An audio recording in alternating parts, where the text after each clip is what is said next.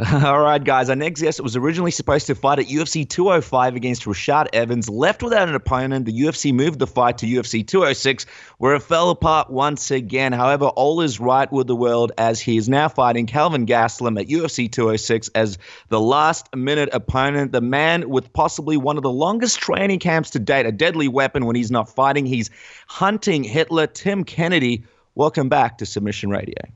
Hello. Sorry, I didn't get to fight at 205. That's okay. We enjoyed spending time with you. We had some good times in the hotel room and got to check out your knives. And you even tied my shoelaces. So how could we complain? Yeah, you're welcome for that. Yeah, safety first. Yeah, our videographer still can't sleep straight because you came out of the bathroom and pulled a knife on him, but that's okay. That's okay. Sleep is for the weak. What a busy period it must be for you at the moment, man. I mean, before we even get to your fight and UFC 206, got to jump into the big MMA Fighters Association announcement that was made a few days ago by you and such fighters as Donald Cerrone, GSP, TJ Dillashaw, Bjorn, Rebney, and Cain Velasquez. Before we discuss this news, tell us exactly how did you get approached to be a part of this and how long have you known about it? So I got approached to be part of it maybe about 2 years ago. And I've wanted to be part of something like this forever, for 10 years. And it was just about looking and finding the right opportunity with the right group, with the right motivation, at the right time. What a time it is to do it. I mean, for people who didn't hear the conference call, the new association will be called the Mixed Martial Arts Athletes Association. Yourself, GSP, TJ Dillashaw, Cerrone, Cain Velasquez are all on board, while Bjorn Rebney is just an advisor. For those who missed out on the call or are still a little bit confused, explain how exactly will it work and how does it stand apart from the Professional Fighters Association and the Mixed Martial Arts Fighters Association?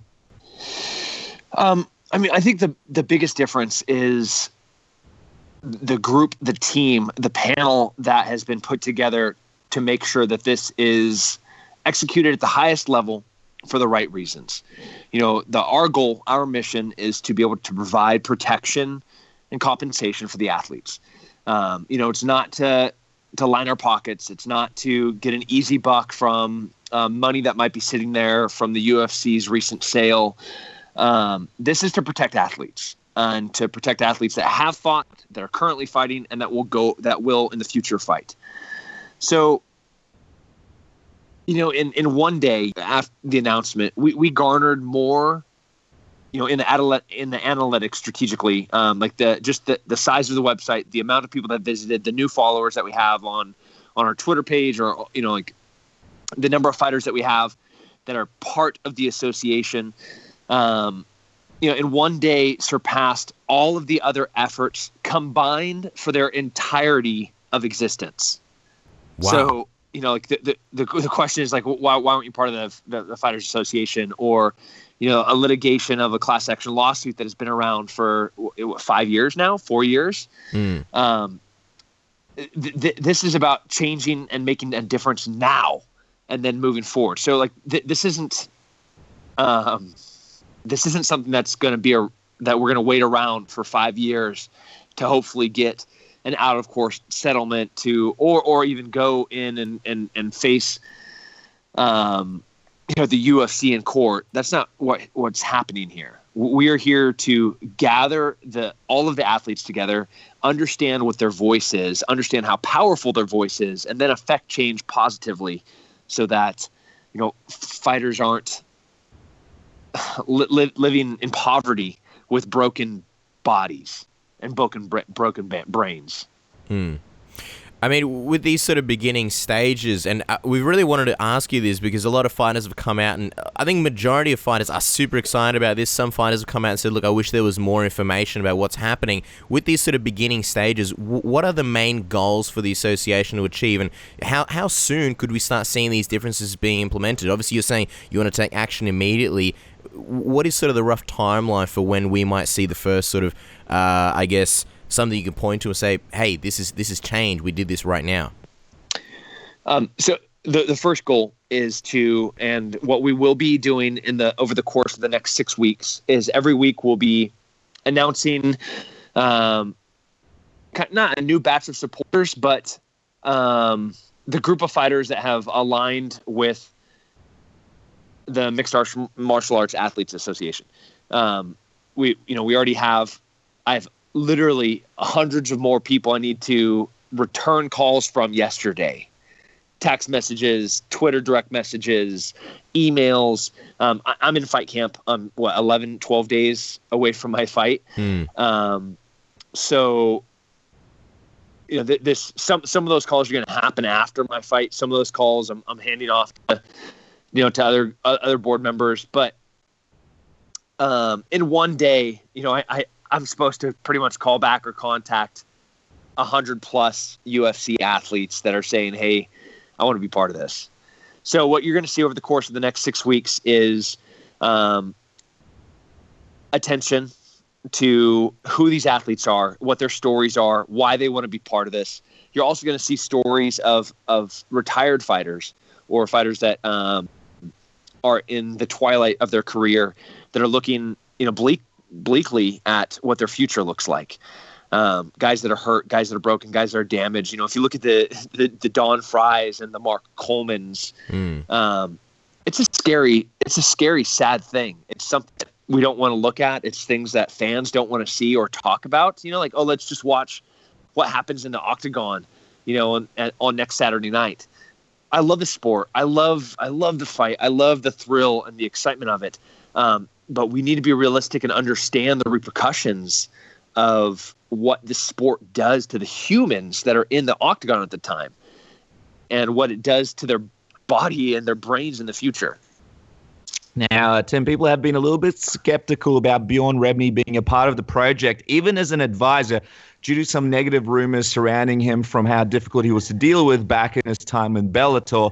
Others are saying he's just trying to get back at Dana White, with whom he's had a lot of back and forths when he was running Bellator. I'm wondering, how did he become a part of this, and what was it about him that made you believe that he'd be the right man for the role? We had to have somebody that understood the promoter perspective. We needed the intimate details of what the negotiations are like on the promoter side. When you're negotiating with an agent and a manager, with an agency, a firm, with contractual lawyers, when you're talking to vendors from different venues, when you're trying to make an agreement with the venue, when you're talking to, different apparel lines, different sponsors, different, ticket wholesalers, from providing content, digital content online. Like, these are all things, even though the group of guys that are board members know the sport, champions, former champions, longest standing champions, marquee no-name fighters, like, guys that coach Ultimate Fighter. It is still, there's the other side we don't know. So it's kind of a necessary evil. We have to have that perspective. And Bjorn is that perspective. We can't do it without him. We can't do it without a guy like that. And, I don't know if he's trying to right mistakes, wrongs that he did as a promoter. That's his personal, position or demons, or that's up to him. What I know is that his heart is in the right place. I know that he is trying to do the right thing. And maybe for the first time in his professional career, he is trying to, with everything that he has, at every resource that he has, take care of fighters. Maybe as a promoter, he was doing his job the best that he could. And in some cases, that is taking advantage of fighters. That is creating a bottom line for Viacom. That is providing content, exciting content. But he knows, we'll call it the dark side. He knows the dark side very, very, very well. But right now, he is 100% on board to supporting this board and supporting what we want to do. And ultimately, we're the ones that will do and choose everything. We have all the power. We're the ones that make all the decisions. When it comes down to a vote, if ever get out of the room, he's out, and we talk about it. But he knows, and he is that expert that will provide that contrasting information about what the promotion side looks like. He knows the business. Another sort of question that people have been wondering about and trying to figure out is, where is the money going to come from to fund this whole the whole association? Obviously, I know a lot of you guys will be doing work voluntarily, but will there be financial backers? And if so, are there any financial backers at the moment? Are you guys figuring out a way to get that money coming in? What's the plan for that? Yes, we already have financial backers, but there's not a lot of financing to be done. Really, it's about communicating with other athletes. If you look at the guys that are on the table, you have Team Alpha Male, you have AKA, you have Jackson's, you have TriStar, you have the BMF Ranch, ATT is missing, Rufus is missing, King's MMA is missing. But just right there, you have 5 of the biggest gyms in the sport, and 5 of maybe the 8 or 9 mega gyms in the entire world. And we go back to I got back to the gym today, and right away talking to fighters. People had questions, ones that aren't co-located with me during fight camp. So what expenses you're talking about, we flew in yesterday on our own dimes to have these conversations, to make announcements. We're on a telephone. We didn't rent a boardroom to do a press conference. I'm a very, very frugal person. Bjorn is a very, very frugal person. GSP is a brilliant businessman that has been so overwhelmingly successful financially, both from fight reasons, but also what he's done outside of the cage. He's made millions. Cain, also very frugal. Cowboy, oh my God, you don't even know what that guy. So we are doing this economically because it's not about the money. It's about the fighters. It's about taking care of fighters. It's about taking care of damaged brains, damaged bodies. It's about the future fighters that are going to be coming in, guys from the Ultimate Fighter that are looking at, 8 fight contracts that they're promised pennies to get their brains bashed in. So the initial money backers, they are remaining anonymous. But they 100% support the heart of what this is. And they get it. They're fight fans. They have been to the biggest live events, and they're like, oh my God, these guys put it out there, and they need to be protected. They're heroes, right? Right now, to me, they're heroes because they're getting this ball rolling.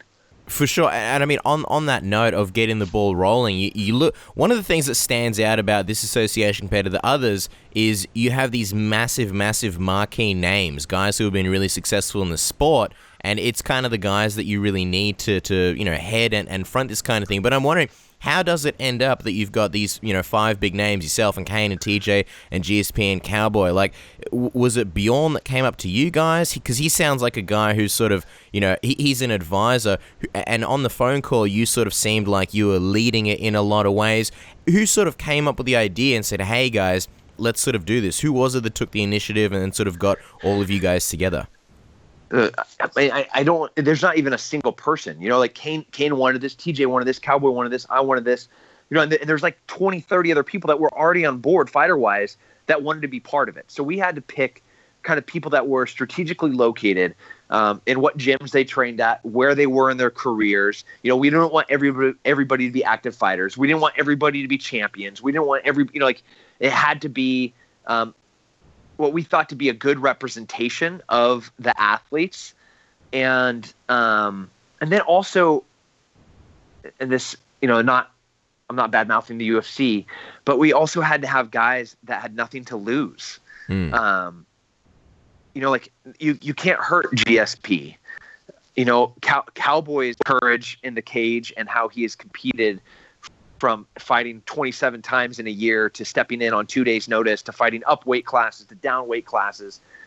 He is beyond reproach, and he's a plain shooter. He is a plain speaker. He's a truth teller. Cain Velasquez exactly the same way.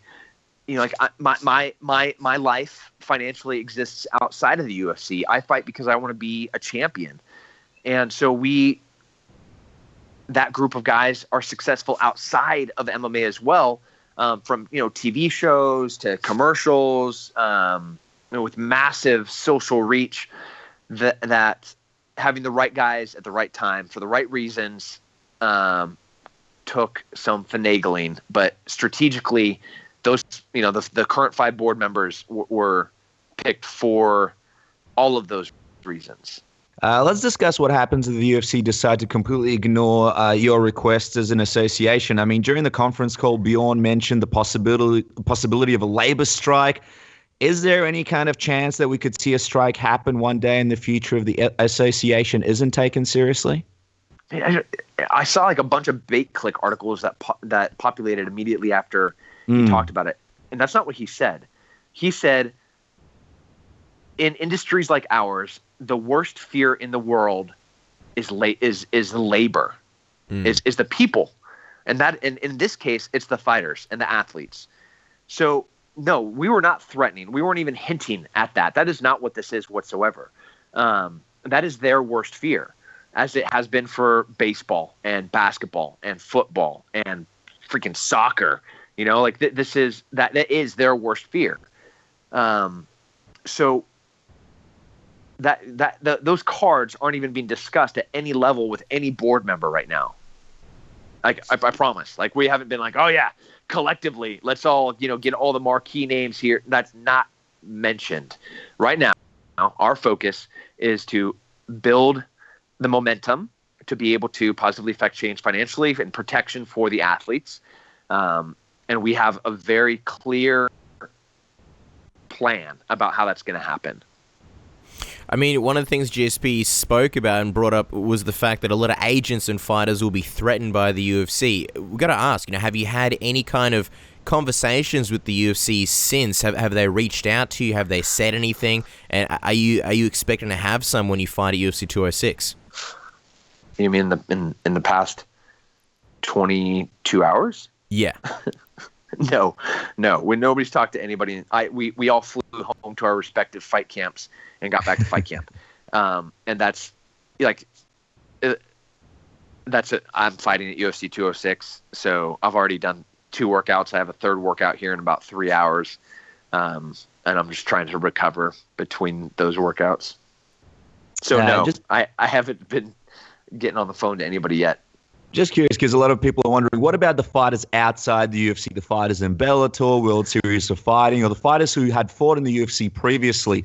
How exactly does this all work for those fighters? Is it a situation where they, at the moment, can't be a part of the association, or can they be a part of the association anyway? Just for people who listen to the conference call but still have a few questions around that topic. They shouldn't. We were very clear on the conference call. You have to have fought for the UFC to be part of the association. Just like in baseball, there's plenty of different leagues and farm leagues, but you have to play for the pros to be part of the players union. It's the exact same here. Had you fought for the UFC and you're in a different organization, you fought for the UFC and now you've retired, there are a lot of different ways. We made our announcement yesterday. So the infancy of this is real. We have a plan, and we're in the process of executing that plan very, very, very strategically, but it is still coming to fruition. Now, does that mean in a few years from now, we're going to be talking with World Series of Fighting or Legacy or Bellator? Absolutely. But maybe. I don't know. Right now, we are completely focused on UFC and former UFC athletes. All right, well, this is all very exciting, and Tim, we really appreciate the time. We could talk to you forever, but we've got a few questions regarding your matchup at 206, so we'll get those in before we let you go. Got to ask you about this training camp. I mean, we were there with you in New York, where you had to make weight just a couple of weeks ago. Talk to us about how hard it's been continuing the training camp, which must feel, never-ending, going through to UFC 206. I mean, it's a long fight camp.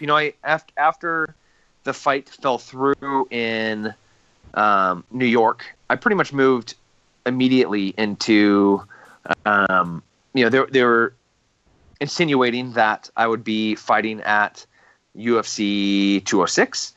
So I started working that angle and preparing for those fights pretty much right away. So, fight camp is exactly what it should be. And I'm feeling good. Wow, how about that? That's crazy. I mean, you have to release some secrets as to how to do such a long training camp. We want to ask you about Kelvin Gastelum as a matchup. I know you were very excited in fighting Rashad Evans. It was a fight a lot of people are really looking forward to.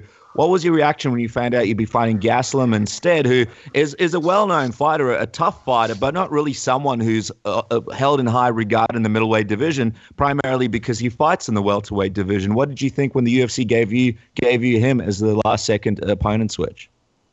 It's not last second. You know, he and I was asking for him at UFC 205, and I was aware that that he was kind of a backup fighter for UFC 206 in the event that Rashad couldn't fight. So even in New York, we were already watching fight tape on Gastelum. So I'm very, very excited and prepared for this fight. He's a tough guy. He's an underappreciated, underrated, very durable, very tough, hard to knock out, hard to submit. Powerhouse with his hands, great wrestling. You know, if you look at his record right now, he's like 15-2 or something. I don't even know, with his two losses being very close split decisions. He's he's a real deal. I mean, obviously we're excited for the matchup, and you know, you're speaking about Gastelum in very high regard, but is it a bit of a sort of weird situation? Because when we originally spoke to you, you spoke about the reason you're coming back to MMA was because it's Rashad Evans, it's in New York, it's this big monumental event. And, you know, this matchup, while it's going to be a great fight, you know, it's not quite the way you described it at all. I'm wondering, how does this sort of fit into your trajectory and your plan as far as, you know, staying as an active fighter? And is there a possibility that after this fight, you know, as you've discussed previously, we may not see you as an active fighter again? I'm one fight at a time. This is not the fight. This is not the event. This is not the venue that I came back to the sport for. But I got to the sport, and I'm not going to have done what is now a 3-month fight camp for no reason. You want to talk about blue balls? That's it right there. I don't want anything to do with that. I'm gonna go out there, do exactly what I've been training to do for the past 3 months, which is be the best version of myself that I've ever prepared for. When we spoke to you in that hotel room in New York, there was a little bit of resentment towards Kelvin for missing weight and costing your friend and teammate Cowboy Cerrone the fight, UFC 205. How do you feel about him going into this fight? Is there still some resentment after that situation, or is it something that you put behind you? Resentment was never a word I used. His behavior has been unprofessional. That hasn't changed. So that's his problem. That's not my problem. It's not like I'm gonna hold a grudge against him or I'm gonna fight any differently, because he didn't make weight for Cowboy's fight or any of the other fights he hasn't made weight for. That's has nothing to do with me. I am focused on what I'm supposed to do, and hopefully he'll make 185 pounds. If that doesn't happen, then it'll affect me, and that'll be a different story. We're professional athletes. Being professional means we're gonna show up on time, we're gonna step on the scale, we're gonna make weight, then we're gonna go in and put on a great show. That's what I'm gonna do, and I hope he's there to participate. All right, well, this is going to be exciting because you're gonna be able to relieve these MMA blue balls when you step in the cage against Kelvin Gastelum. How do you see it going down? You said you've already been watching tape. How do you think you do it? What's the official prediction, Tim? I think he's gonna. I don't think you want to rest. I don't know what he's gonna do. I don't care. I think I can knock him out. I think I can beat him up on our feet. I think I'm the better kickboxer. I think he's younger, and I think he's going to think he's younger and faster. And that's not the case. I have more tools, and I think honestly I can beat him anywhere. Well, there you guys. Going to be an exciting fight, UFC 206. Make sure to follow Tim on Twitter @TimKennedy MMA and watch him on the new season of Hunting Hitler airing on the History Channel. You can go on the History Channel website to watch clips and see when the new episode is airing and re-airing in your time zone. Tim, I've been watching the new season. It's been great, so I can't wait to see what next week's episode brings. One of the most busiest men in MMA. Make sure to contact him if you're a professional fighter from the UFC listening to this program to ask him more about the Athletes Association. Tim, as always, thank you so much for your time and best of luck over in Canada for UFC 206. Yeah, thank you so much. Really appreciate it, and catch you guys later.